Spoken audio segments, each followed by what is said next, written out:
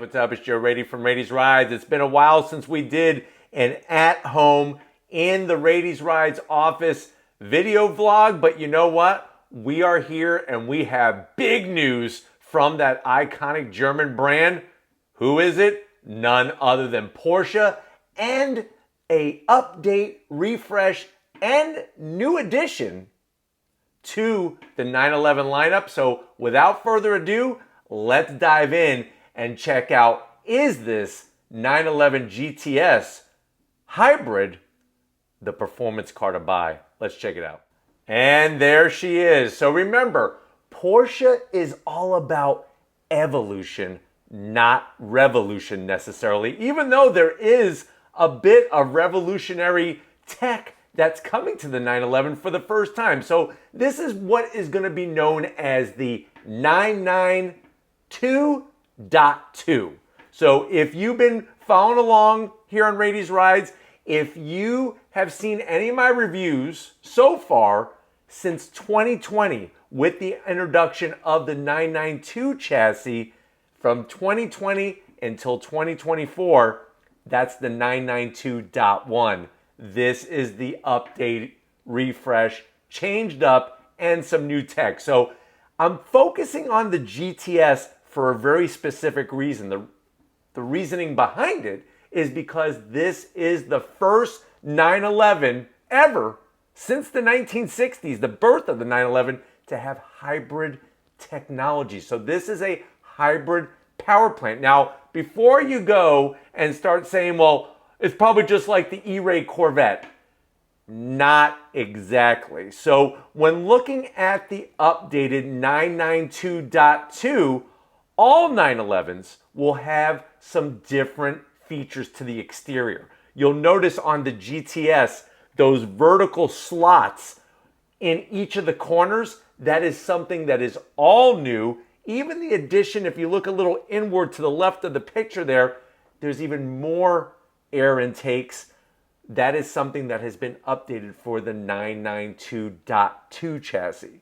And that's how Porsche does it. You know, when I say 992, it's in reference to the chassis. Now, when you go GTS, they did some very unique touches to it to separate it from the GT3, the Turbo, the Carrera. And I think for 2025, they've actually made it even much different than the other 911s, because for 2025, this is the one and only hybrid trim that you can get. So when you go GTS, it's automatically a hybrid, and it doesn't make a difference whether it's the regular Carrera Coupe GTS, the convertible, the Cabriolet, or the Targa. Now, the one thing to realize is that with this hybrid system, it's not like the Corvette, the C8 Corvette E-Ray, where it makes the vehicle automatically all-wheel drive.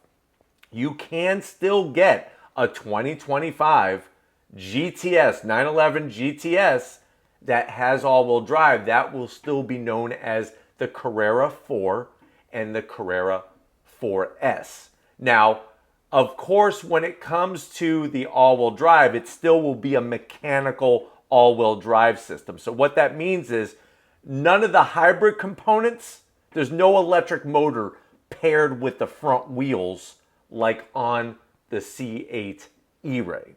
So that's really where you got to draw the line on the difference between this hybrid setup, performance hybrid setup, and the performance hybrid setup in the C8 Corvette. Now, looking at the vehicle, you're going to notice, like I said, update to the front fascia, update to the rear fascia. They actually took the exhausts and brought them more inward, and they really cleaned up that lower rear diffuser area. They updated the Porsche script on the back, where it says Porsche right there in the middle, and then you'll notice how the lighting has also been combined together. But I'm really digging how they went with that more central exhaust, still different than a GT3. So if you're looking at that and you're saying, well, that looks like a GT3, no. And that's another piece of the puzzle. When I was looking over the Porsche media assets that were sent to me by Porsche USA, there is no GT3 listed.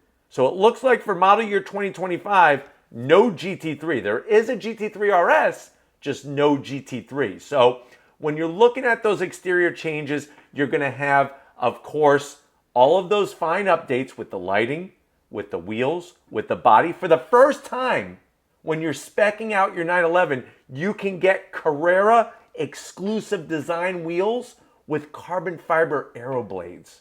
So that's something that's all new. On the interior, you'll see an all new 12.6 inch digital gauge cluster. So gone, and this to me is a little bit of a zonk, gone is the analog tachometer. That was something that made its way from the 60s all the way to model year 2024. And guess what? For 2025, you still have a central tach, but now it's part of the full digital gauge cluster, 12.6 inches. And of course, you're going to get that 10.9 inch infotainment system, which when you go GTS, any of the variations of the GTS, it has a special power delivery display. Now, let's talk about how this hybrid system is working. For 2025 on the GTS, and like I said, when I say GTS, Cabriolet, the GTS Carrera 4, whatever one, the Targa, whatever GTS you're going with, this is how it's going to work. You have an all-new engine. It's a 3.6 liter flat six. 3.6 liter flat six. Now, instead of being paired to two turbochargers like it's been the previous generation, previous model year, you now have a single turbocharger. But here is the uniqueness behind it. It's actually an electric turbocharger. So the turbocharger is powered by an electric motor, which is part of the performance hybrid system. There's another electric motor that is actually part of an updated 8-speed PDK. So the 8-speed PDK has been beefined, has been strengthened, has been pumped up because now we have more horsepower and more torque than the previous gen 911 GTS. The battery pack resides at the front of the vehicle, where the frunk is. So that's going to help maintain that really good weight distribution that Porsche is known for. The rest of the hybrid system is all within the transmission, the electric motor, the servo motor in the PDK, and then the other component is the electric turbocharger. Another little fun fact is that the AC system is now electric in this vehicle. So that means we have less drain because you don't need an accessory belt and a pulley to turn the compressor. It's now an electric AC compressor, which is going to, like I said, cut down on that drain. Now, here's the crazy news. The power going to the rear wheels on a regular GTS, you're now looking at 532 horsepower. That's more horsepower than a GT3 or a GT3 RS, just so you know. And it's about 59 more horsepower than the previous model year. So if you just got a 2024 911 GTS, you have 59 less horsepower. And then of course the torque, 449 pound-feet of torque. It has a 0 to 60, 2.9 seconds. That's 0.3 of a second faster than the previous model year GTS. So 0 to 60, 2.9 seconds, top speed 194 miles an hour. Of course, you're still going to have PASM. What the hell is that? Porsche Active Suspension Management System. It's all been updated for 2025. And even the regular. So if you're saying to me, well, Joe, I'm watching this because I want to learn about the new GTS Hybrid, but I don't want to buy one. I still want a regular Carrera. Well, guess what? Your standard Carrera and Carrera S versions will, and obviously the Carrera 4 and the 4S and so on and so forth, those engines have been tweaked to give a little bit more horsepower for model year 2025. So you're still going to have the 3-liter in your regular Carrera. You're still going to have your standard Carrera 3-liter flat 6 with the twin turbos, small turbos, compared to the Porsche 911 Turbo and Turbo S. You're looking at, now it puts out 388 horsepower, 331 pound-feet of torque. So that's more horsepower, more torque than the previous Carrera base. 0 to 60, in about 3.8 seconds. So a little bit faster on the 0 to 60. Obviously, GTS, like I said, 2.9 second 0 to 60. How about pricing? Guess what? They gave me all the information. So I'm not going to go through every single trim. That's just going to be a little too many numbers. But let me just give it to you cut and dry. If you want a base Carrera, the price comes up a little bit. It starts at $120,000 for 2025. Base Carrera, 911 Carrera. The GT3 RS, the mighty GT3 RS with all the active aero and the crazy track performance, that now has an MSRP of $241,000 starting. And then where the heck does the GTS start at? So this is for the GTS Coupe, which remember, when I say GTS now, it's hybrid. There is no longer a GTS 911 that has just an ICE setup. It's now a performance hybrid. Starting price is $164,900 for the GTS. Now, here's some of the good news. Not only do you get the hybrid system, more horsepower, more torque, 0 to 60, that's faster than before. Standard on the GTS models will be rear wheel steer.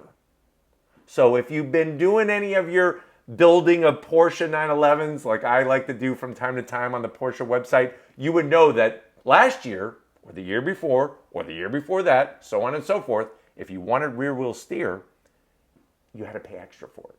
Now when you get a GTS, it comes standard, and it's been tweaked to work specifically with the hybrid technology now. So they're really trying to make this car, even though it has the hybrid system, be still like a scalpel when you're going through the twisty bits. You're still going to get, as you can see in these pictures, the Turbo S wheels. Obviously, carbon ceramic brake rotors are still going to be optional. That's about, as of right now, a $10,000 option. They updated the headlights, new LED headlights, new taillights. Look at the way they're working the turn signals now, all blended nicely into the housing. What about wheels? Those turbo wheels are basically 21-inch wheels at the back that are 11.5 inches wide and are wrapped with tires that are 315s. It's actually a 315/30. Up front, they're 20-inch wheels by 8.5, 245 by 35. And then, of course, on the GTS, you're still going to have that active aero. Not like the GT3 RS. That's on a different level. The active aero is you have that rear spoiler that deploys. That is your piece of active aero on the back of the GTS. But looking at the direction that Porsche is going in, I'm very happy that they didn't just do a copy and paste like the C8 E-Ray, like the NSX, the second gen NSX. This is very unique to where it's got the hybrid power, but unless you go for GTS Carrera 4, it's sending the power just to the rear wheels, which is very, very unique compared to what the competition is bringing. And like I said, that digital cockpit, all new 12.6 inch, you got 7 different displays of arrangement of gauges. And I'm very curious if they're going to do anything like Ford did with the Mustang, with the new Mustang, and have like a classic image of gauges. And I'm a little heartbroken, I'll be honest. I know it's not that big of a deal. I know you're probably going to say, well, Joe, you're being a little too picky. But I do have to zonk that they got rid of the analog tachometer. That was one of my favorite things, just having that analog tach smack dab in the center. But it will be digital. And what they're calling this hybrid system is a lightweight T hybrid system. Very small, little over 1 kilowatt hour battery pack. This isn't something, it's not a plug-in. This isn't a green initiative car. This isn't a car where you could drive to work 30 miles and not use any gas. This is where you take the technology of electrification with the hybrid setup, the motors and the battery, and you make even more performance. That's what this is about. So don't go looking for a place to plug in anything. There's nowhere to plug in anything. It's not a plug-in. It's a performance hybrid. and it's all self-contained. You drive it, the battery recharges itself through the system, and then you get to use the fun power. Obviously, you'll have launch control, the different modes, the race text material, and we all know with Porsches, you can pick through a smorgasbord of options. So when I say $164,900, that's just the start. Most 911 owners option about $30,000 to $40,000 worth of options on average. Carbon fiber roof, carbon fiber mirror caps. You could change the interior. I mean, you could go paint to sample. You could go freaking nuts on it. But let me know what you think. Are you charged up? See what I did there? Are you charged up about this new 911 GTS Hybrid? And is it something that you would want to slide your Twinkies into if you were wanting to get that performance car that really brings it to another level? Let me know how you feel about that in the comment section and about sliding your Twinkies. But of course, I need to thank all of you that are on the journey with us. Thank you for subscribing. Thank you for being part of this wonderful experience. If you're new to the channel, you're on your way out, hit that subscribe button. I promise you it's worthwhile. Come back for more. If you are a subscriber, I've already thanked you. But thank you again. We got to thank the most important person in this room, besides Oscar. Oscar's here somewhere. But LG Raiti setting up the studio, getting it all edited, getting it all lit up. Thank you. And thank her in the comment section. So thank you, Lori, for all that you do. And just like always, guys, I'll see you on the next ride.